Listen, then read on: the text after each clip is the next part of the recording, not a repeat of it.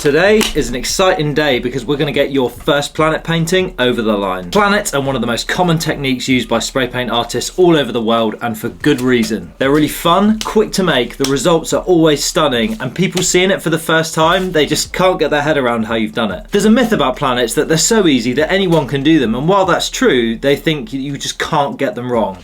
Trust me, you can get a planet wrong. So I'm going to show you how to paint the perfect spray paint art planet. And I'm also going to show you all the common mistakes people make and ultimately how you can get a planet wrong. And at the end, I'm going to show you my first ever planet painting so we can compare the results. So let's dive on in. You're going to love this. So I'm going to start off with the correct way to make a planet with spray paint. And here is everything you need. So we have our spray paint, and once again we're using our cheap store brand in black and white. And we have our planet stencil. I'm using this plastic bowl today. We have our material to make texture with. Now, if you remember from the texture module, this is not essential. You can use your hand or any other material, but today I'm going to use this magazine paper. Something to sign our work with, I'm going to use this palette knife, but as I said in the previous module, you don't have to have one of these. You can use like a ruler or anything with just a sharp edge. And of course, something to paint on. I'm using poster board again today. This is A4 in size, which is 210mm tall by 297 wide. It's roughly 8 by 12 inches. Before starting any painting, I recommend making these tape loops so you can stick your piece to your board so it doesn't move while you're painting. To do that, just take a piece of masking tape, just loop it round like this and stick it together. Stick that to the back of your poster board,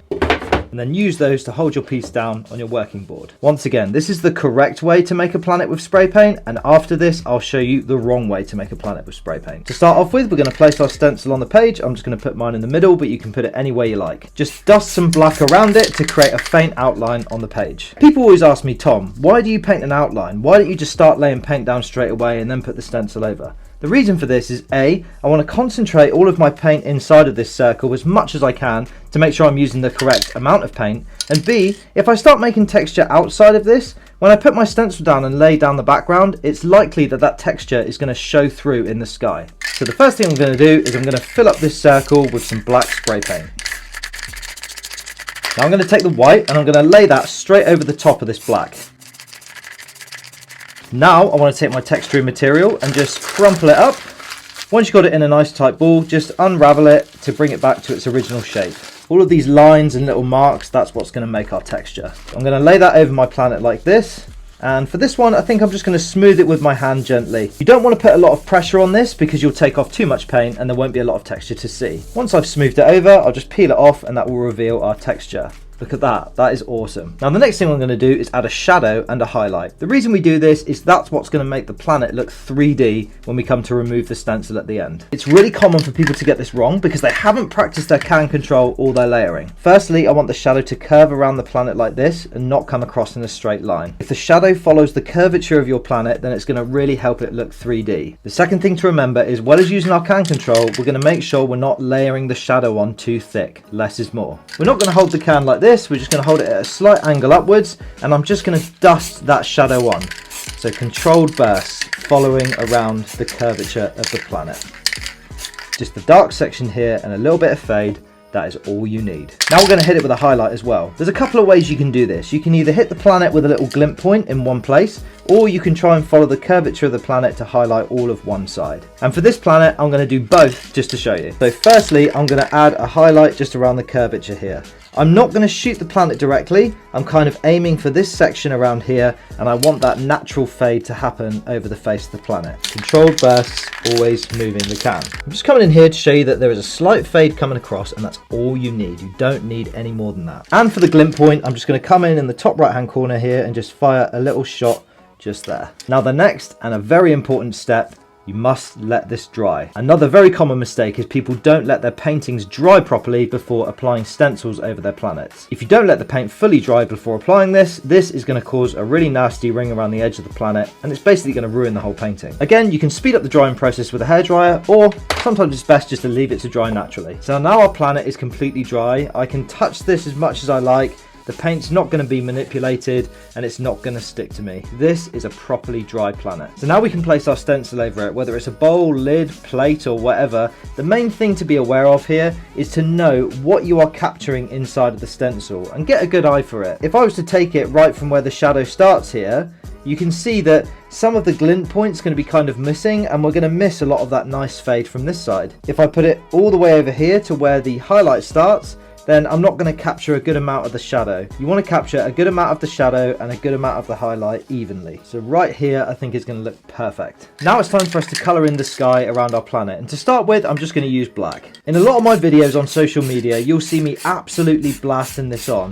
And I promise you, it is totally under control and it just comes with years of practice. But to start with, I just want you to use your constant movement and controlled bursts. The other key thing to remember when painting the sky is to make sure that you are cutting into the edges of this planet. If you don't cut into the edges, then you're unlikely to get a nice crisp line around the edge of your planet, which is what's going to make it look awesome. Now, just like the solar eclipse video, we're going to add some stars. So I'm going to put some white onto my strongest finger, flick off the big chunks, which leaves the little stars to be flicked onto my painting. And this is what's going to make it look the most realistic. And you can add as many stars as you like. The next thing you can add to your planet painting is a bit of space gas. Even in a black and white painting like this, just adding a couple little streaks of white will make all the difference when it comes to the final piece. Maybe one more here and here. You can go as crazy with this as you like, but bear in mind that the more space gas you add, the more of the original sky you're going to be covering up, and the balance of that is up to you. The next thing I want to do is further accentuate the highlight to this planet, and there's a couple of ways to do this. First thing to remember is that your highlight is normally going to be on the light side of your planet, so the opposite side to where the shadow was. However, you can put little glint points on the dark side as well, and I'll show you both today. The first common method is to use the stencil to your advantage whilst it's still over the top of your planet, and you do this just by shooting the stencil itself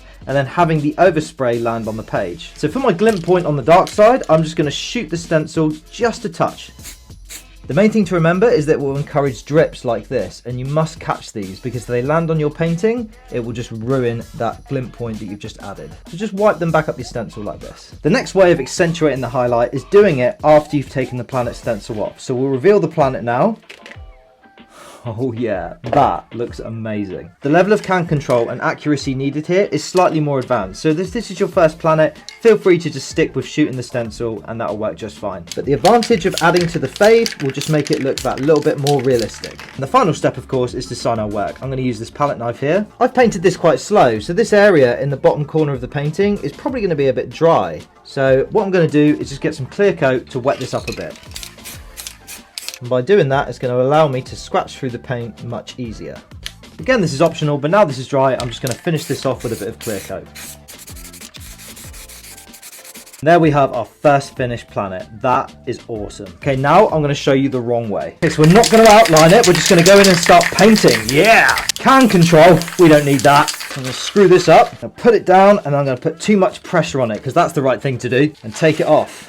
Awesome. Now I'm going to make my shadow. I'm going to come across here like that and just make sure it's really dark on one side of the planet. And I'm going to add a highlight too. Now I'm going to get my planet stencil and put it straight on because I can't wait for this to be finished. Let's get the sky on there. This is going to look sick. Now I think for the stars, you spray it on your finger and flick it on like this. Space gas here, here, and here. Oh yeah, and I want to add a shine to the planet. Shoot the bowl like this. That looks about right. See, I don't need clear coat. Of course it's still wet. See, spray paint art, no skill required. Now you guys may think I was exaggerating there, but the truth of it is that I get tagged in stuff like this all the time. The first thing you'll notice from the bad example is this giant fat ring that goes all the way around the outside of the planet. That is simply there because the painting wasn't allowed to dry before the stencil was laid down. The next thing I noticed here is the texture. Now, you would probably get away with this if the planet was painted correctly everywhere else. But the main thing that's happened here is there was far too much paint laid down through lack of can control, and that has turned most of the texture into grey soup rather than the nice, pronounced, contrasted texture you get on the correctly painted planet. Because I didn't flick off any of the excess paint on my finger, when the stars were applied, they kind of turned into this blobby mess. Now, bad artists out there, they'll pass these off as like comets or meteors or something like that. But the truth of it is they've just applied the stars badly. Compared with the correct painting where the stars just pop off the background really nicely because they're a bit more dainty and a bit more subtle. And of course, we can't ignore this shine.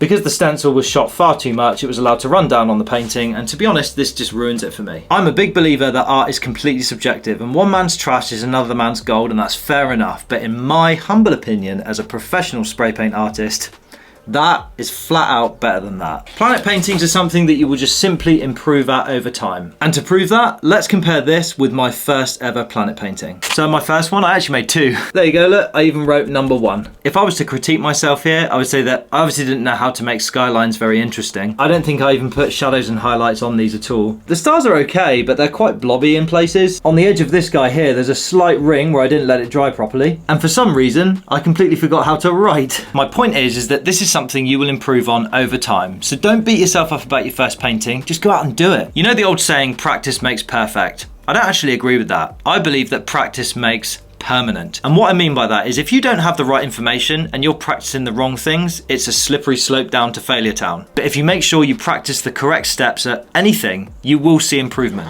I guarantee it. When you're at the beginning of your spray paint art journey, you're going to make progress really, really quickly. And as you master the different techniques, you're going to want to ditch those black and white paintings and start investing in some color. But before you do any of that, here's some things to consider. When are you actually ready to add color to your work? I recommend you keep practicing the techniques in this course with the cheap black and white spray paint I've been talking about. Once you've got those techniques down, maybe even turned up your speed slightly and are churning out top quality paintings every single time. Before even looking at color, I'd recommend upgrading to an art grade paint and trying the same techniques again to make sure you can do it with this style of paint. It's far more important to try out the different styles and brands of paint and get that nailed down before you even look at color. So when you've got all that down and you're happy with the style of paint you're using, which colors do you even buy? Let's get one thing straight. You do not need everything that you see behind me, not even close. Most artists, especially at beginner level, do not even need 1/4 of what is behind me. I've got over 600 cans of paint in the studio at the moment, and most of those have been brought in for very specific projects. For my day-to-day custom commissions, I have the same colors that I go to all the time. I would also recommend you start with just one color, and I don't mean just one tin of paint. You want to get in 3 shades of that particular color. The reason for this is, let's say I wanted to make a green painting. I'm more interested in making sure the shadows, highlights and contrast are right than I am making sure that lots of different colors are in a painting to start with. So for example, if you were painting a planet with this, you could make half of the base layer green on the dark side,